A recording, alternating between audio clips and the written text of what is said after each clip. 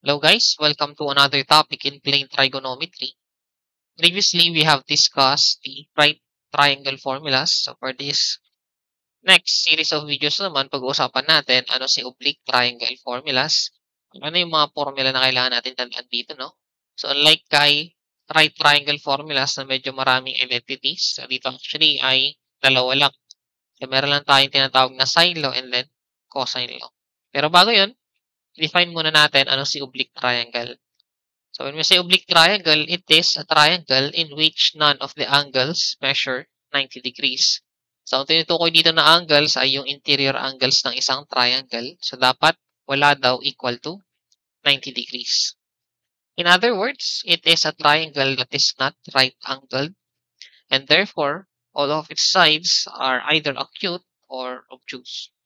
Dapat syempre pasok pa rin doon sa criteria na dapat yung summation ng interior angles ay 180 degrees. So, ito yung ating pinaka-sine law na tinatawag. So, equal siya dito. So, sine alpha over A equal to sine beta over B equal to sine theta over C. So, ang sinasabi dito kay sine law, yung ratio daw ng sine of an interior angle divided by its subtended side. So, when we say subtended, considering for example si alpha, yung subtended side niya is yun yung opposite na side dun sa angle na kinukonsider natin. Ito si alpha, ang opposite or subtended side niya, si side A. For angle B naman, ang subtended side niya is si ang side B. And so with the theta and side C.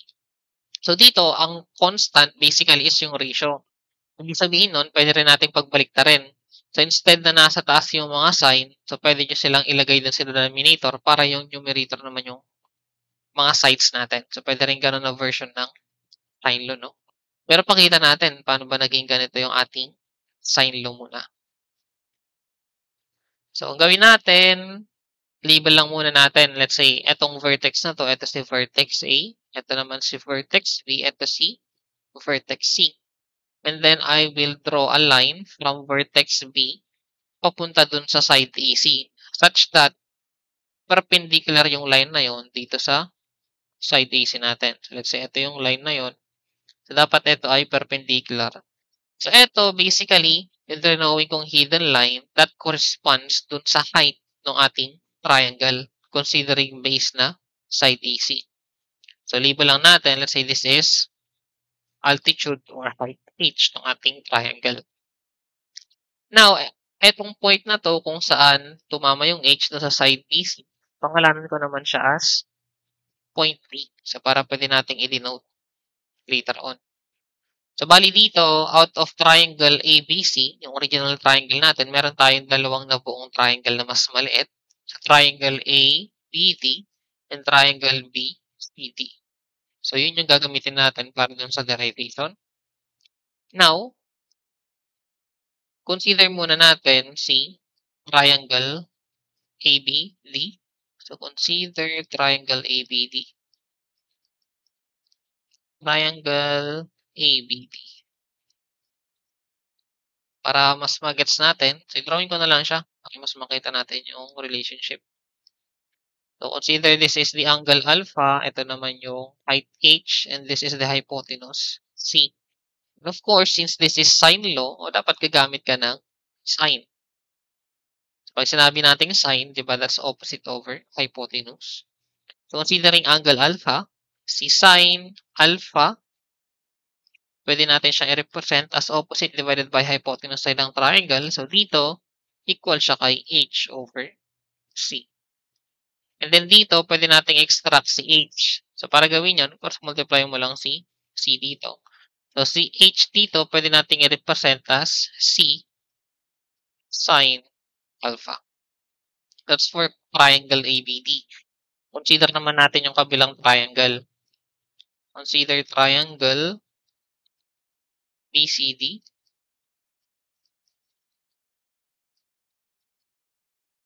Yung triangle na yun, ito naman siya. Ito si angle theta. This is h still. And then, ito naman is si hypotenuse A. Sabi nga natin, so sine law, gagamit ka ng sine. gagamitin man natin dito is angle, theta. So, si sine theta natin equal siya kay opposite over hypotenuse pa rin. So, that's h over a. And dito, same process nung ginawa natin kay triangle ABD. Si h, pwede natin siyang i-represent as a sine theta. As you can see, eto is meron tayong dalawang expression ng h. Pero, kung titignan natin doon sa original drawing natin, di ba pares lang naman yung tinutukoy na h dito. So, with that, pwede natin ipag-equate yung dalawang h natin.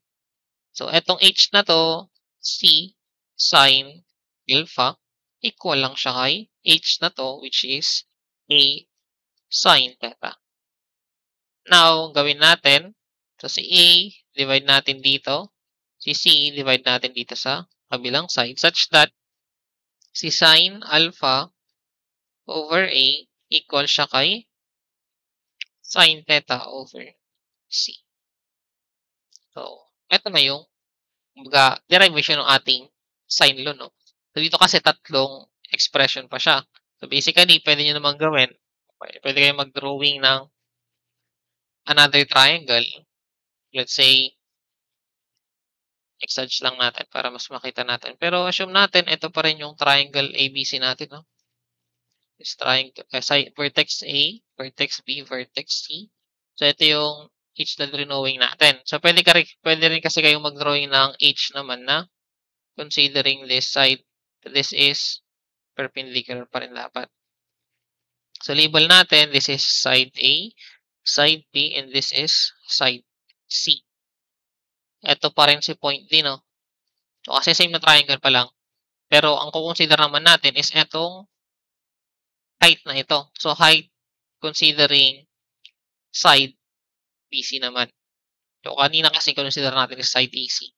Kung ginawa natin etong same process na to, pero ang kukonsider natin is ito yung H natin. So, madi-derive natin is another expression. Pero siguro, mas okay kung papakita na lang din natin, no? So, label ko lang din yung kanilang mga interior angle. So, ito ulit si theta. Ito si beta. And this one is the alpha. Then, etong point na to, so, pangalan ko naman siyang point E. Now, pwede kayong mag-consider ng, so, considering triangle ABE, tapos gamit kayo ng sine law. So, yung triangle ABE natin, ito naman siya. Balik.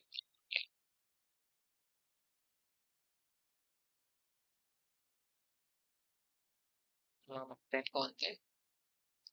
Ito yung perpendicular. So, ito si H. Ito si hypotenuse. And this is the angle beta sa taas. Pag gumamit kayo ng sine, beta, this is H over C. Now, pag kinonsider nyo naman si triangle AEC, sa triangle AEC, ang pwede naman natin makuha doon, so si sine theta, pwede natin siyang i-represent. So, ito yung triangle na yun, no? So, I hope nakikita yung tinuturo ng cursor. Triangle AEC. So, ito yung opposite side niya, yung H natin. And then, ang hypotenuse side niya ay P. So, this is H over P. So, pwede natin i-represent dito si H as C sine beta. Dito naman si H equals siya kay P sine beta. Then, pag-equate lang ulit natin yung dalawang H na yan. So, dito ko na lang siya ilalagay, no?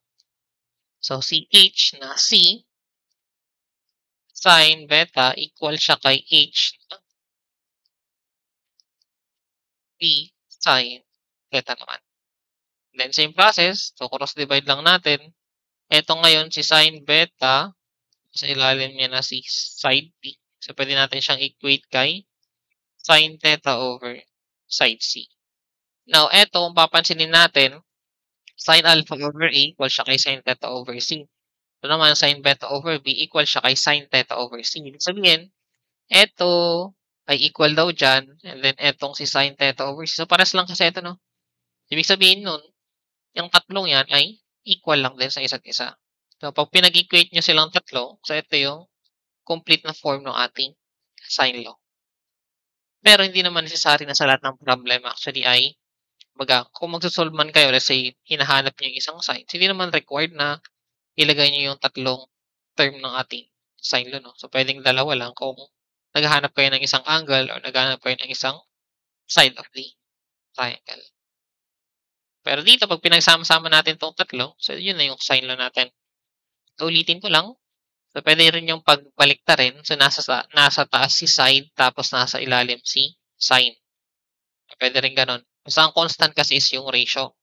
Ang tinutukoy ko, pwede rin namang A over sine alpha equal to B over sine beta equals to C over sine theta. So, pwede rin na ganyang version ng sine law. Basta ang constant kasi dito is yung ratio. Ratio ng side doon sa sine ng integer angle. So, yun yung ating tinatawag na sine law. So, for the next law, we have the cosine law naman. So, dito, gagamit naman tayo ng cosine like kanina na sine law.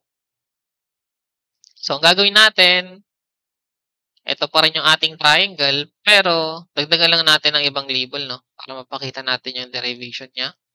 Mag-drawing na lang ako ng panibago.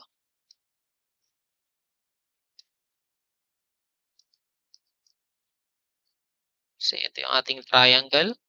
Mag-drawing ako ng H dito. This is vertex A, vertex B, vertex C. This is point T. And then yung ating interior angles, this is alpha, this is beta, this is theta. This is side A, this is side B, this is side C. So, dito kay side B natin, i-represent ko siya, o maghahatiin ko siya. So, yung total, this is side B, no? Pero i-label ko siya from point A papunta kay point D. So, ito yung hati natin. Itong part na to, papangalanan ko siya as X na lang muna. Kasi kakailanganin natin siya for the derivation. So, kung itong total length ng ating side AC is denoted as P, tapos etong si side A papunta kay D ay X, ito ngayon natira, pwede natin itong i-represent as P minus X. No, balik ako sa kulay white. Now, if we consider triangle ABD,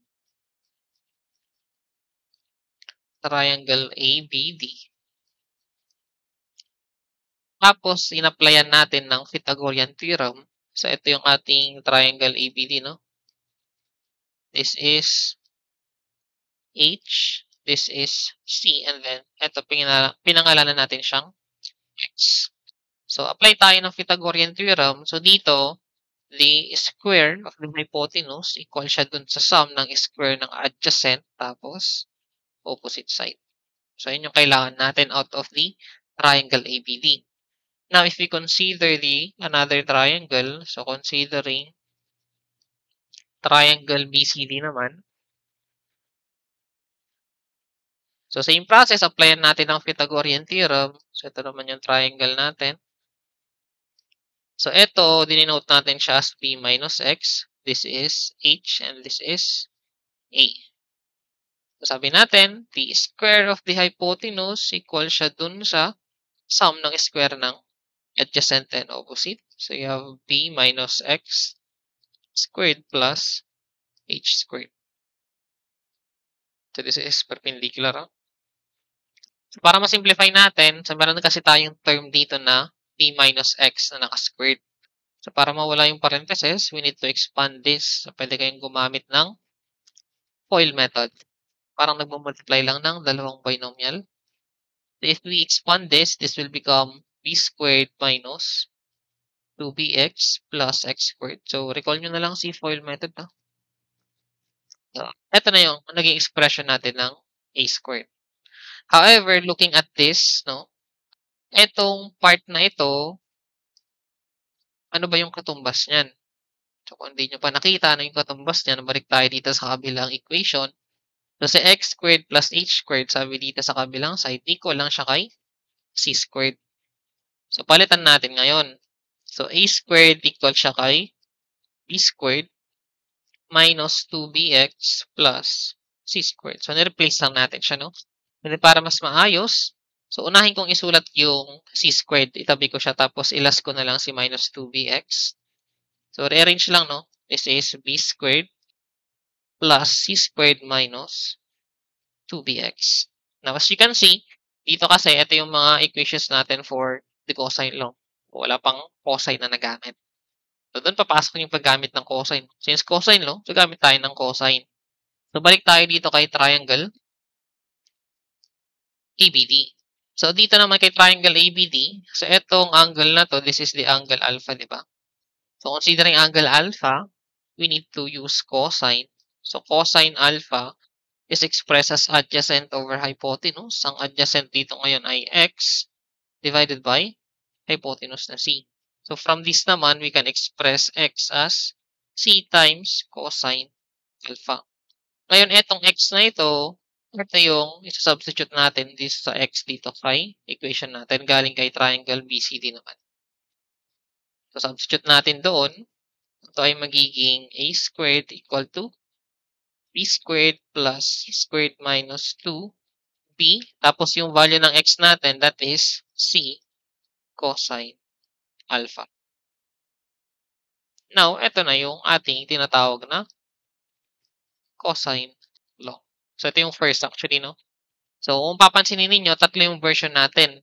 So, yung A kasi, kumbaga, yun yung nakalabas na naka-squared. So, kung gusto nyo namang hanapin si side B, ito naman yung gagamitin. Pag side C, itong pangatlong version. So, parang siguro kabisaduhin na lang siguro yung pinaka-pattern niya, no?